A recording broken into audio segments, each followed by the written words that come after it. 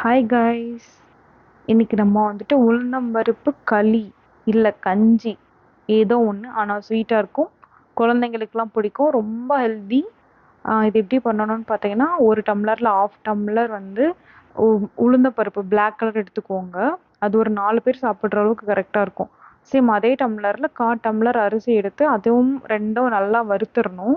நம்ம வறுக்கும்போது பார்த்தீங்கன்னா ஒரு நல்ல வாசனை வரும், அந்த வறுக்கிறது தெரியும். அத வறுத்துட்டு அப்புறம் ஆறுனதுக்கப்புறம் நல்லா இந்த மாரி பவுடர் பண்ணி எடுத்துருங்க. ரொம்ப நைஸாலாம் வேணாம். மீடியமா இருந்தா போதும். அந்த மாரி எடுத்துட்டு, ஸ்டவ் இண்டக்ஷன் ஆன் பண்ணிட்டு, கொஞ்சம் கொஞ்சமா ஆட் பண்ணணும். நம்ம கிண்டிட்டே இருக்கணும். ஒருத்தவங்க போடும்போது, ஒருத்தவங்க கிண்டிட்டே இருந்தோம்னா, இந்த கட்டி வராம இருக்கும். நல்லா கிண்டிட்டே இருக்கணும். ஃபர்ஸ்ட்டு இதுக்கு நல்லா கட்டி விழுகாம கிண்டிட்டே இருக்கணும்.